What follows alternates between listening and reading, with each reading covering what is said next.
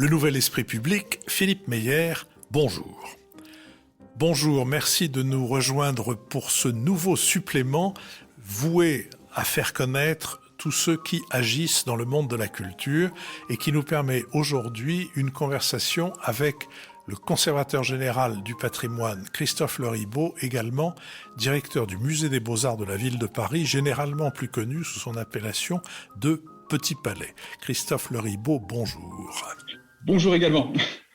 Vous êtes donc conservateur général du patrimoine et après avoir été au Louvre, après avoir été le directeur du musée Delacroix, dont peut-être je vous demanderai de dire un mot plus tard dans notre conversation, mais depuis la fin de 2012, vous êtes en poste au Petit Palais et dans cette fonction, vous êtes beaucoup attaché aussi bien aux questions de stratégie qu'aux questions artistiques. Mais avant de passer à ce chapitre, intéressons-nous d'abord à vous. Est-ce que vous êtes arrivé directement à ce métier de la conservation du patrimoine ou est-ce que vous avez bifurqué après plusieurs autres départs ?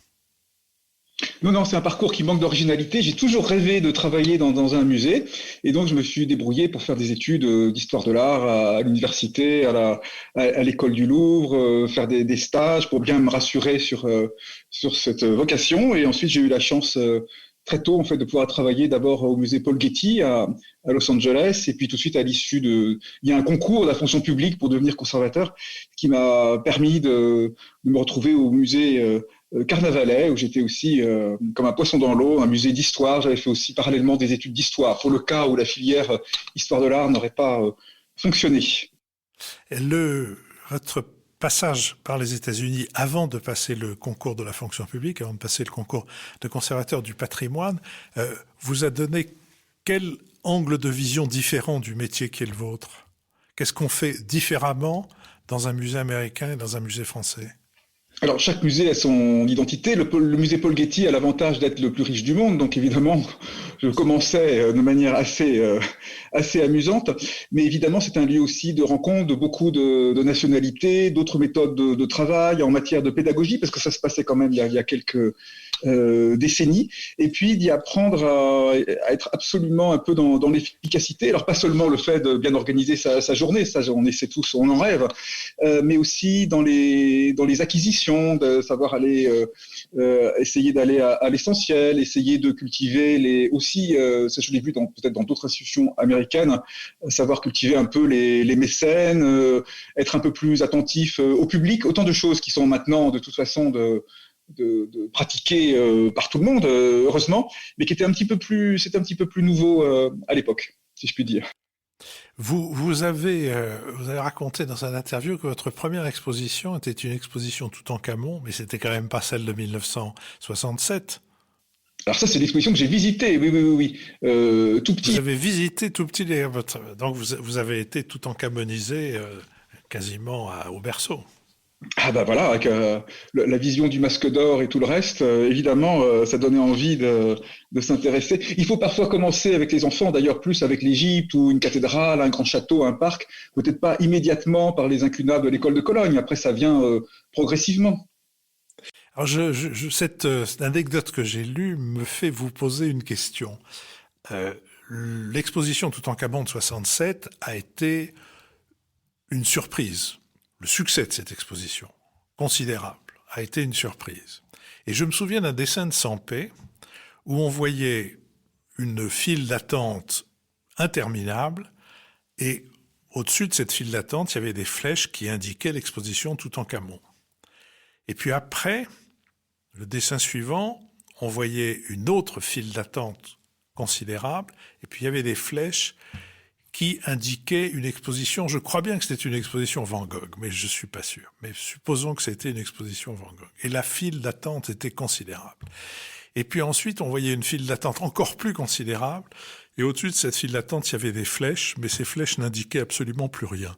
Les queues se formaient par elles-mêmes. Est-ce que ça vous inspire un commentaire, je veux dire, sur l'attractivité des expositions en elles-mêmes par rapport aux gens qui viennent visiter les musées normalement, si je puis dire, en période normale? Je crois que l'objectif, c'est pas du tout d'attirer par des blockbusters et d'avoir absolument une foule. Il n'y a rien de plus inconfortable que de faire la queue. Et bien sûr, il faut réussir à se débrouiller pour qu'il n'y en ait pas trop. Le but n'est pas non plus d'avoir des expositions désertes. Hein. On les organise pas pour soi-même. C'est quand même beaucoup de travail, de réflexion. Ça met en jeu quand même beaucoup d'activités de la part de grandes équipes. Mais il faut essayer de trouver aussi des sujets un petit peu plus originaux. Mais cette exposition, dans l'histoire du Petit Palais, avait attiré donc plus d'1,2 million personnes. C'était un record absolu. Il faut dire que c'était quand même incroyable.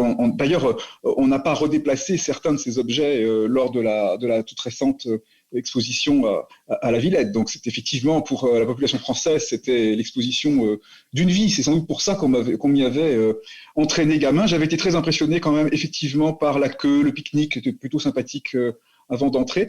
Mais ensuite, il y a quand même ce choc devant ces œuvres. Mais vraiment, on peut avoir des chocs tout aussi intenses devant un tableau de Georges Latour dans un petit musée en province, formidable.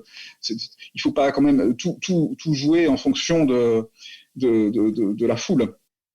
Alors, vous avez été aux États-Unis, on l'a dit, mais vous avez été aussi en Italie, à Rome. Vous avez été pensionnaire de la Villa Médicis. Qu'est-ce que vous avez ramené de ce séjour à la Villa Médicis ? Alors, je suis parti avec plein de boîtes d'archives parce que ça m'a permis de terminer ma thèse de doctorat sur un peintre qui autrefois avait été directeur de l'Académie de France à Rome au XVIIIe siècle, c'était Jean-François Dautroy. Donc, j'ai pu me plonger dans les archives de l'Académie de Saint-Luc dont il était membre, m'immerger à la Bibliothèque du Vatican, enfin dans toutes ces institutions aussi parfois un peu plus confidentielles où généralement, si on vient juste pour une semaine, 15 jours, tout est chiuso per restauro, etc. Enfin, il faut du temps pour acclimater, comprendre les horaires, convaincre les archivistes et bibliothécaires de vous faire entrer dans les réserves. Et là, tout d'un coup, après, on peut vraiment travailler efficacement. Donc, j'y allais pour ça. Mais ce qui était extraordinaire, c'était l'expérience de se retrouver dans ce milieu avec des peintres, des musiciens, des musicologues, des écrivains, etc. Un milieu très, très protégé. Et cette rencontre n'est pas du tout quelque chose c'est pas juste pour le mentionner comme ça de façon convenue. Ça fonctionne véritablement. C'était incroyable. Quand je suis arrivé, j'étais relativement fermé vis-à-vis, par exemple, de la musique contemporaine. Et c'est voyant vraiment l'acharnement, l'intérêt des autres pensionnaires dans leur création, en allant dans leur atelier, en voyant un petit peu comment ils procédaient, que ça m'a donné quand même quelques clés pour faire l'effort nécessaire et après goûter cette musique. Et c'est vraiment le cas de beaucoup de rencontres qui ont pu être menées à Rome. C'est pour ça d'ailleurs que l'Académie de France à Rome ne doit pas nécessairement immédiatement donner des œuvres juste au retour. C'est un long cheminement. Et depuis, j'ai eu l'occasion de monter plusieurs expositions avec des artistes comme Jean-Michel Ottoniel ou Johan Créten, rencontrés sur place, mais aussi élaborer des projets avec d'autres historiens. C'est vraiment une parenthèse dans une carrière et très luxueuse, je reconnais, mais qui vraiment est fructueuse pour s'obliger à regarder un peu ailleurs. Alors vous l'avez dit, vous avez fait votre thèse sur un peintre qui a vécu à cheval entre le XVIIe et le XVIIIe siècle, Jean-François de Troyes, dont les œuvres ne sont pas abondantes au Louvre. Il y en a 3 ou 4, je crois. Il y en a dans des musées de province, il y en a à Lyon, il y en a à Rouen, il y en a à Angers. Mais qu'est-ce qui a pu vous faire choisir un peintre comme Jean-François de Troyes? Est-ce que c'est les responsabilités institutionnelles qu'il a eues? Vous avez rappelé qu'il était le secrétaire général, je ne sais pas d'ailleurs si ça s'appelait comme ça à l'époque, de la Villa Médicis, ou bien est-ce que c'est vraiment son œuvre et le genre particulier de son œuvre on a dit à son propos des tableaux de mode, mais de mode sur les modes de vie, pas sur les modes vestimentaires. Presque de mode. Oui, c'est pas effectivement par admiration pour sa carrière administrative que j'ai décidé de passer 10 ans à essayer de reconstituer son œuvre. Au Louvre, il y a un peu plus de tableaux, mais malheureusement, il y en a quelques-uns qui viennent de partir en réserve. Mais puis pour son standing, il y a quand même beaucoup de choses à Potsdam, à l'Ermitage, au Metropolitan Museum, etc. Ça faisait partie à l'époque des grands noms du XVIIIe siècle, en tout cas suivant les critères de l'époque. Qui n'avait pas été véritablement travaillé. Donc c'était un peu une enquête policière pour essayer de retrouver les œuvres, séparer ce qui lui était faussement attribué ne lui revenait pas, et du coup dégager vraiment son profil d'un peintre d'histoire, effectivement, donc qui a suivi une très belle carrière à travers toutes les institutions de l'Ancien Régime, en traitant des sujets religieux, des sujets mythologiques, en fournissant la cour avec des décors pour Versailles, pour Fontainebleau, des cartons de tapisserie pour les Gobelins. Il en a fait beaucoup, des choses qui ont eu beaucoup de succès. Mais dans son œuvre, il y a effectivement toute une part consacrée aux tableaux dits de mode, qui représentent des conversations élégantes dans un parc ou dans un intérieur, très codées, des visions tout à fait fascinantes du premier XVIIIe siècle, qui sont pas du tout à prendre au pied de la lettre. Il ne s'agit pas toutes les figures ont un peu les mêmes têtes, etc. Mais ce sont des tableaux extrêmement attachants, et donc ces tableaux un peu mystérieux donnaient envie, évidemment, de tirer le fil, et puis faire partager, une fois que tout ce travail était fait, le publier, montrer un petit peu plus, se débrouiller pour qu'on montre un peu plus les œuvres de cet artiste. C'est toujours intéressant en histoire de l'art de pouvoir faire redécouvrir d'autres œuvres, pas toujours se concentrer sur les mêmes grands noms. Alors venons-en, si vous voulez bien, au bâtiment, pas seulement à l'institution, mais au bâtiment qui abrite l'institution dont vous êtes le responsable. Qu'est-ce que on doit savoir de l'histoire du Petit Palais ?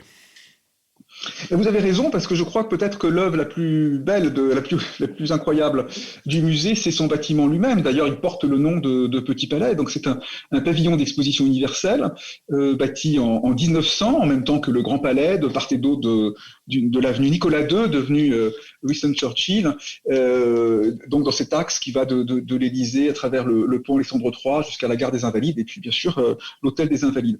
Très très belle composition urbanistique parisienne, perpendiculaire aux Champs-Élysées, de création relativement récente, puisque ça a à peu près 120 ans, très beau bâtiment qui très décoré, très 1900. Il y a une magnifique grille ouvragée, mais aussi qui renferme des prodiges de technologie, non seulement l'armature métallique, mais ça à l'époque ça commençait quand même à être très bien dominé, mais il y a des parties en béton armé assez étonnantes, mais noyées dans un décor très luxuriant, qui nous ramène d'ailleurs à la Villa Médicis, puisque Charles Giraud, son architecte, est un pur produit de l'école des Beaux-Arts et de la Villa Médicis. C'est un bâtiment qui est plein de citations, aussi bien du château de Chantilly que de la Rapakis à Rome, et son jardin intérieur, qui est toujours une surprise pour les visiteurs, reprend un petit peu la colonnade et les canons de la Villa Giulia à Rome. C'est un bâtiment assez savant, avec des formes complexes qui s'imbriquent et qui évitent absolument la monotonie. C'est-à-dire que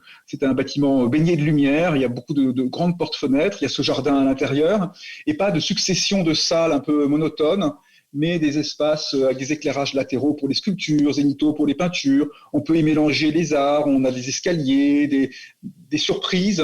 Et c'est un lieu très très agréable, je crois, à visiter, mais aussi pour y travailler, parce qu'on a vraiment plaisir à y installer les œuvres, à changer leur emplacement de temps à autre, pour varier la présentation vis-à-vis des visiteurs.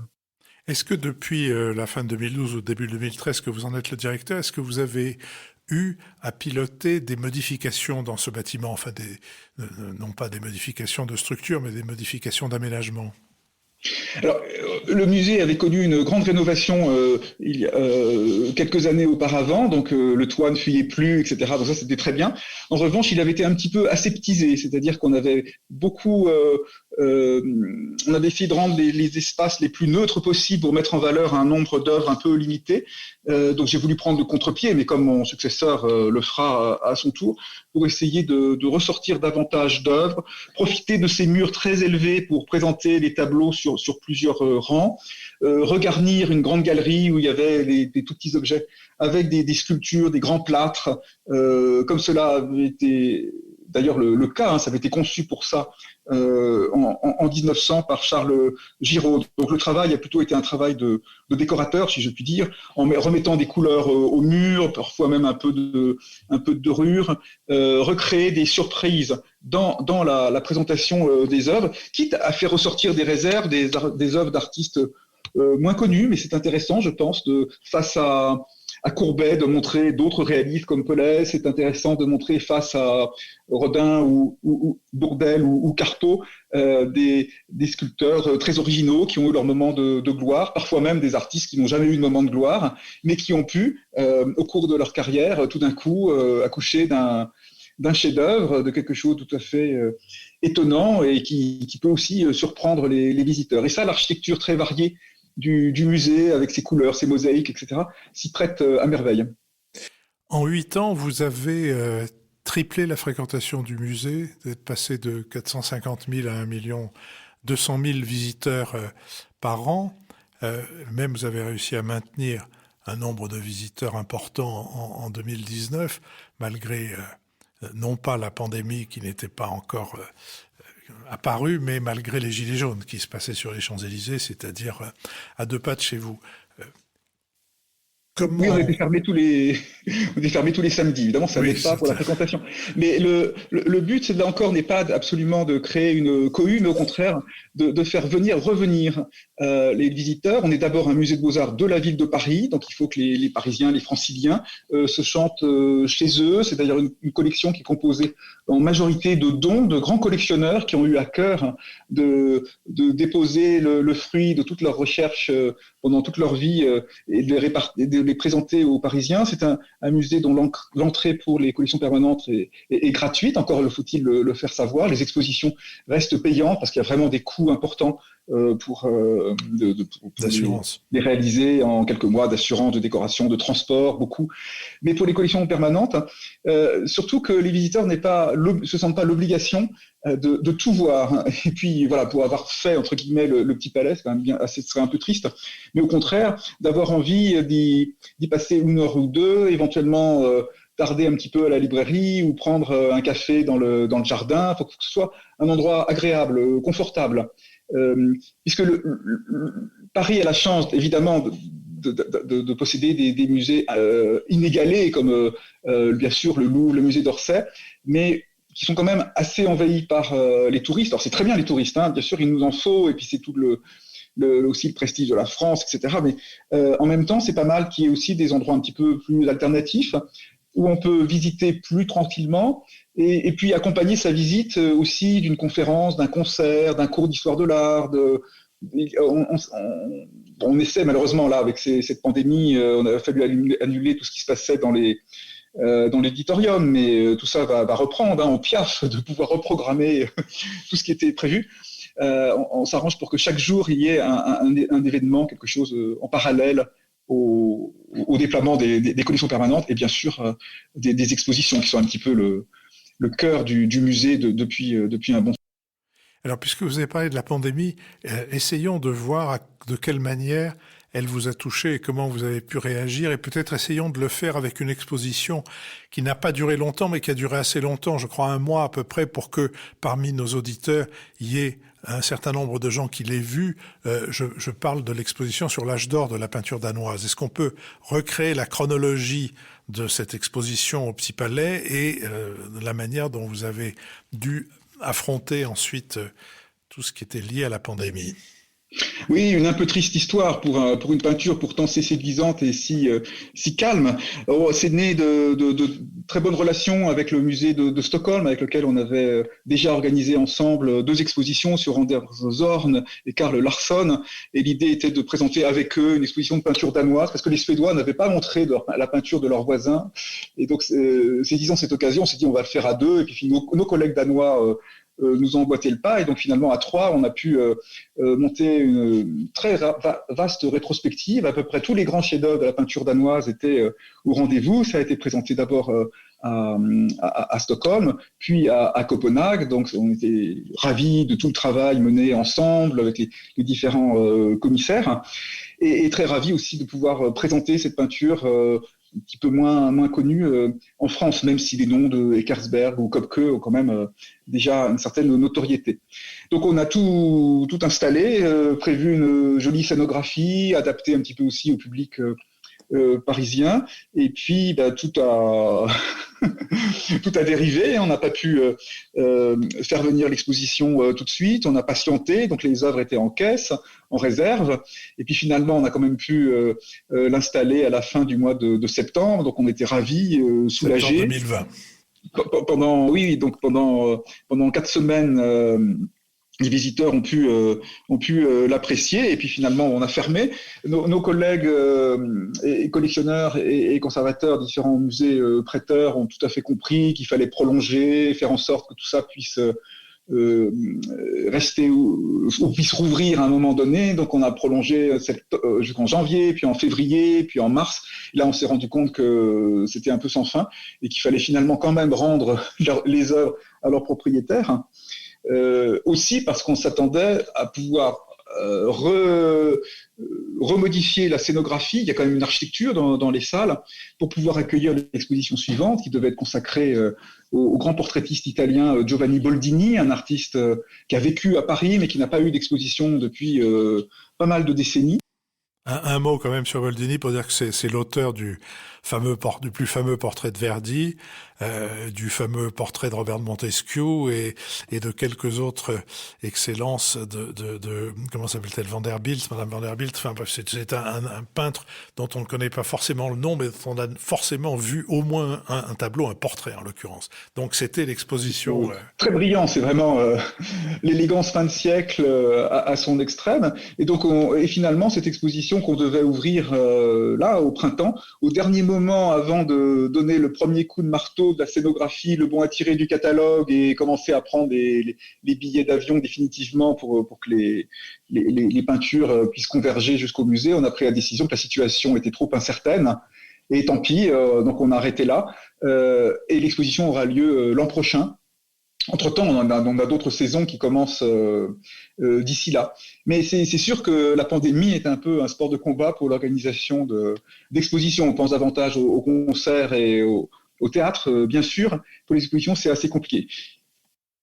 Alors là, maintenant, la réouverture progressive est programmée et espérons qu'il n'y aura pas de retour en arrière. Comment est-ce que vous ouvrez ou comment est-ce que vous rouvrez? Avec quoi rouvrez-vous? Alors nous avions, à défaut de l'exposition Boldini, nous en avions une autre, puisqu'on a 2 espaces de présentation dans le musée, consacrés au travail et à l'œuvre d'Ambroise Vollard, le grand marchand du début du XXe siècle, et puis une sorte de successeur qui était Henri-Marie Petier pour les estampes un peu plus tard. Et donc c'est en illustrant leur passion pour le livre d'artiste et pour l'estampe, la façon dont ils ont, en finançant Vollard, grâce à tous les bénéfices issus de la vente des Cézanne, des Renoir, et puis après des Picasso et autres, a vraiment convaincu des artistes comme Bonnard, Vuillard et ensuite d'autres générations d'illustrer des ouvrages qu'il avait choisis, comment il les a convertis à l'estampe en couleur, tout ce rôle qu'on ignore parfois des marchands. Donc cette exposition devait avoir lieu à l'automne dernier. Finalement, on l'a accrochée en janvier. On n'a pas pu l'ouvrir finalement, donc on a éteint la lumière une fois que c'était prêt. Elle attend le 19, où là, on pourra enfin la visiter. Les prêteurs, très gentiment, ont accepté de la prolonger d'autant. Donc elle durera jusqu'à la fin du mois d'août. Il faudra quand même réserver à l'avance sur Internet parce que la jauge est assez basse pour éviter aussi qu'il y ait trop de queues ou de déception. Donc réserver sur Internet pour cette exposition. Les collections permanentes, elles, restent d'accès libre sans réservation. Les espaces sont quand même très larges, très amples, donc on doit pouvoir s'y promener agréablement, même s'il y a une jauge plus restreinte. On n'aura pas non plus de touristes à Paris cet été, donc ça va, grosso modo, ça devrait équilibrer les choses. C'est une exposition vraiment intéressante, un petit peu pointue, mais on a pris le temps de bien expliquer pour pas que ce soit monotone, qu'on voit vraiment tout ce travail de ces artistes graveurs, de la constitution de ce qu'est un livre d'artiste, avec un petit peu toutes les techniques illustrées, enfin tous les choix artistiques guidés par Ambroise Vollard, avec Bonnard, avec quantité d'artistes jusqu'à Chagall. Je voudrais reprendre votre suggestion de visiter les collections permanentes parce que c'est vrai que l'accent est beaucoup mis sur les expositions temporaires, dont sans raison la plupart du temps, mais la visite notamment au Petit Palais des collections permanentes, c'est un moment, j'allais dire, d'exotisme que le bâtiment que vous avez décrit tout à l'heure et dont vous avez souligné à quel point il est lumineux et à quel point il est tout sauf, j'allais dire, orthogonal. Enfin, sans compter les jardins, sans compter aussi la possibilité d'y boire, prendre tranquillement un café. Votre première exposition telle que vous l'avez voulu, à part celle dont vous venez de nous parler, mais dont vous nous avez dit que c'était, entre guillemets, une petite exposition, votre première exposition sera quand et sera autour de quel artiste ou de quel thème ? Alors cet automne, nous aurons d'une part une exposition d'art contemporain avec un artiste invité, mais aussi une grande rétrospective du peintre russe Ilya Repin, qui était vraiment le grand maître de la peinture russe, le peintre de l'âme russe, si on peut dire, qui a traité des grandes scènes historiques, aussi des scènes de la vie populaire, les halles de la Volga, des processions avec des icônes. Il a portraituré un peu toutes les personnalités de l'époque, qu'il s'agisse de Tolstoï. Il y aura une salle consacrée entièrement à Tolstoï, mais aussi les musiciens, Rimsky-Korsakov, Moussorgsky, César Cui, etc.